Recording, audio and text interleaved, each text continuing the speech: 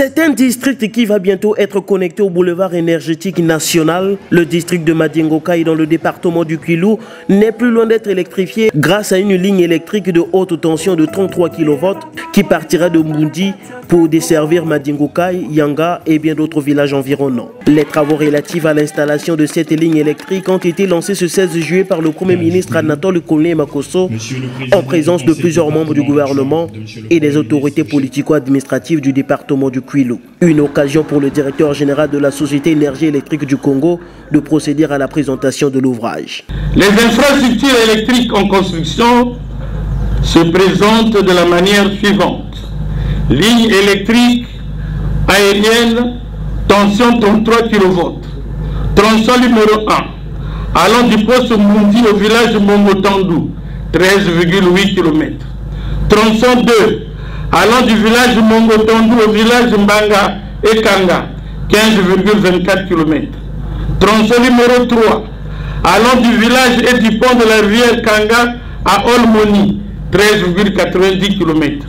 Tronçon 4, allant du village Olmoni à Bakwilu, 11,27 km. Tronçon 5, allant du village Bakwilu au chef-lieu du district de Madingokaï, 6,46 km.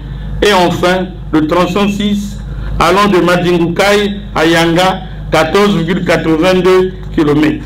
Pour le ministre en charge de l'énergie, ce processus représente une opportunité pour l'éclosion des activités économiques grâce à l'électrification de ces localités. La cérémonie de ce jour augure un lendemain meilleur pour les populations de Madingokaï, car nul ne peut douter des bienfaits de l'électricité et des opportunités qu'elle pourra offrir aux jeunes de réaliser diverses activités. La ligne Mbundi-Madingokaï, objet de la présente cérémonie de pose de la première pierre, est un ouvrage qui apportera un changement substantiel dans la vie des populations de cette localité. Après ces allocutions, les sages de Madingokaï ont procédé à un rituel de bénédiction en versant symboliquement du vin de palme et bien d'autres boissons, ce avant que le Premier ministre Anatole Kone Makosso procède à la pose de la pierre qui symbolise ici le lancement des travaux de construction de la ligne électrique Mbundi-Madingokaï-Yanga. Dans l'objectif d'accroître le taux d'accès des populations à l'électricité en vue d'améliorer leurs conditions de vie, la construction de cette ligne électrique répond à une promesse du chef de l'État que le Premier ministre a eu bien soin de rappeler. Au regard de tout cela, le président s'était engagé à faire en sorte que toutes les localités soient connectées au réseau électrique national. Vous m'avez vu aller à Ngonokila il y a quelques semaines et le projet d'électrification du district de Madingokaï qui va abriter la ligne électrique qui partira de Bondi dans le district de Yinda, qui va traverser le district de Luango pour arriver jusqu'au district de Madingokaï, desservir tous les villages riverains, est un vaste projet du président de la République.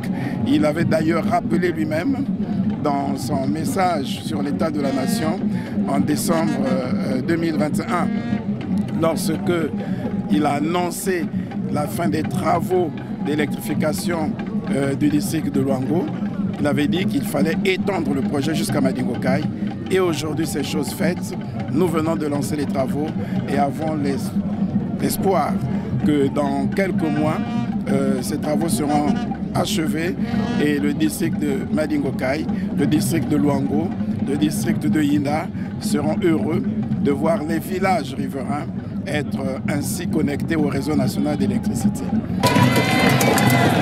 Toujours dans le district de Madingokaï, le chef de gouvernement a patronné la cérémonie de la pose de la première pierre de la cité administrative de Madingokaï, un vaste projet de construction de 100 logements au profit des fonctionnaires de l'État en activité à Madingokaï, projet financé par la Banque congolaise de l'habitat.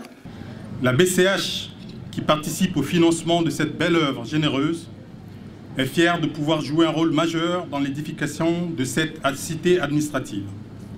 Action qui d'ailleurs relève pleinement de son objet social, car in fine, il s'agit ni plus ni moins que de permettre aux fonctionnaires ainsi qu'aux habitants de cette paisible localité de bénéficier de logements décents qui, à n'en point douter, contribueront à améliorer grandement les conditions de vie de ces heureux bénéficiaires. Sans logement, ce n'est pas rien. La taille de nos familles est de 6 personnes. Il y aura dans cette future cité administrative au moins 600 personnes. Madingo-Kai va s'arrimer résolument au processus de développement urbain.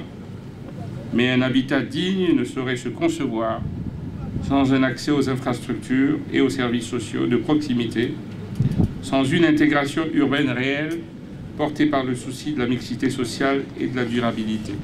Pilier important du projet de société du président de la République, ces logements viennent soulager les travailleurs et ainsi participer au développement urbain du district de Madingo-Kai.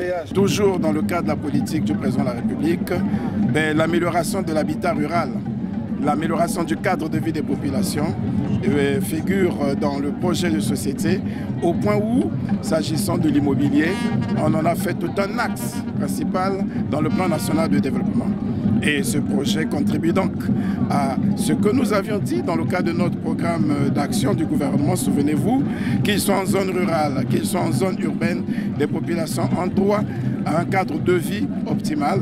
Et nous nous étions engagés à faire en sorte que les villages soient modernisés, comme l'avait demandé le président de la République. Et ce projet contribue justement à la modernisation des zones rurales et à faire en sorte que l'habitat rural, le logement social puisse être réellement au service de nos communautés. Au terme de ces 2 cérémonies, le Premier ministre a posé un geste social à l'endroit des chefs de quartier et villages de Madingo-Kai en les dotant de motos, communément appelées Jakarta, ce avant de saluer la population venue nombreuse assister à cette double cérémonie.